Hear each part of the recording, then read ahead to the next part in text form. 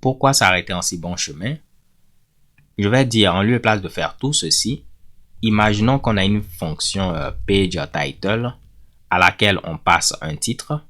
Le titre, ça peut être par exemple help ou bien about us ou bien ça peut être nul. Ok? Si c'est nul, alors on va utiliser le nom de l'application. En grosso modo, si on ne passe pas de titre, c'est le nom de l'application.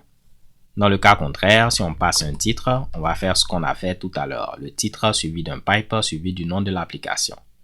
Donc là, je peux utiliser notre variable title. Et vu qu'on sait que cette variable peut ne pas exister, on va dire que si elle existe et qu'elle n'est pas nulle, on va l'utiliser. Dans le cas contraire, on va passer nul. Donc cette fonction, elle va avoir soit une chaîne de caractères qui est le titre, soit nulle si rien n'a été passé. Bien évidemment, pour l'instant, on aura une erreur vu qu'il n'y a pas de fonction pageTitle. Donc si je viens là, on va venir au niveau de app.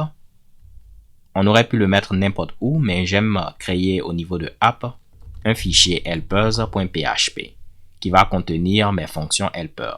Encore une fois, on aurait pu le mettre où est-ce qu'on le souhaite, mais j'aime le mettre au niveau de app directement. On va rajouter du code PHP. Je vais dire, si on n'a pas déjà une fonction pageTitle qui existe, peut-être on utilise une librairie qui a déjà cette fonction, donc on ne va pas faire un override.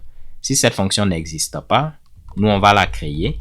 Donc on va créer une fonction pageTitle qui reçoit à ce niveau-là une chaîne de caractères. Donc je mets le point d'interrogation pour dire que c'est donc optionnel. Ça peut être nul. Et cette fonction va retourner également une chaîne de caractères. Donc on a une fonction pageTitle qui reçoit une chaîne de caractères qui est optionnelle, qui peut être nulle. Et cette fonction retourne une chaîne de caractères qui va être le titre de la page. Maintenant, ce qu'on va faire, c'est quoi? On va dire, si le titre est égal à nul, alors là, on va retourner tout simplement le nom de l'application.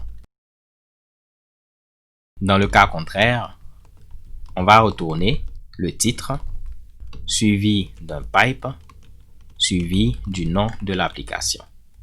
Donc la même logique, on l'a maintenant au niveau d'une fonction. En lieu et place même d'écrire tout ceci, j'aurais pu simplement dire, si on a un titre, alors ça va être ceci, le titre suivi du nom de l'application. Dans le cas contraire, ça va être cela. Et généralement même, je préfère mettre ceci sur plusieurs lignes pour que ce soit plus simple à lire. Donc, si ceci n'est pas nul, on aura le titre suivi d'un pipe suivi du nom de l'application. Dans le cas contraire, on aura simplement le nom de l'application. Donc, même si on a créé cette fonction, ça ne va pas marcher, vous allez voir. C'est parce que il faut ici auto-loader ce fichier. Comme ça, cette fonction sera maintenant disponible. Donc, au niveau de composer.json, on peut venir au niveau de autoload et on va dire, on va autoloader des fichiers. On peut donner la liste des fichiers à autoloader dans un tableau. Nous, on aura un seul fichier qui est app.helpers.php. Donc, il va venir au niveau de app et il va trouver un fichier helpers.php à autoloader. Ça ne va toujours pas marcher parce qu'il faut exécuter une commande qui est composer dump autoload. Et ceci va permettre à Composer de générer les fichiers d'autoloading. Je vais rajouter l'option "-o" afin de générer des versions optimisées. Donc, il va générer des fichiers d'autoloading optimisés. Là, maintenant, tout va marcher. Il aura connaissance de ce fichier, de cette fonction, et on pourra l'utiliser à ce niveau. Dans le cas de Home, on n'aura pas de titre. Donc, il va tout simplement retourner le nom de l'application. Mais dans le cas de About et de Help, on aura un titre.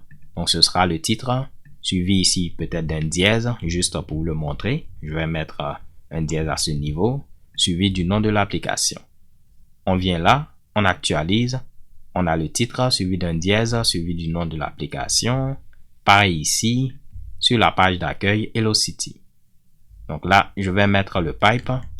C'était juste pour vous montrer que ça marchait. Magnifique. Donc, si on modifie helpers, on n'a pas besoin de régénérer les fichiers d'autoloading. il a déjà connaissance de ce fichier, donc ça va marcher maintenant sans problème. Donc encore une fois, ça c'était un peu avancé, mais je voulais vous le montrer. Comme ça, vous savez maintenant comment créer des fichiers helper et comment les autoloader. Là, on n'a pas vraiment besoin de help. Je vais donc l'enlever. Et puis enlever également helper.blade.php.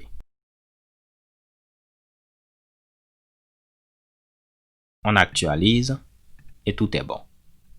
Essayons de faire un petit commit. Git statut, git add all, git commit. Je vais mettre add page title helper function and footer partial and use them in app layout. Magnifique.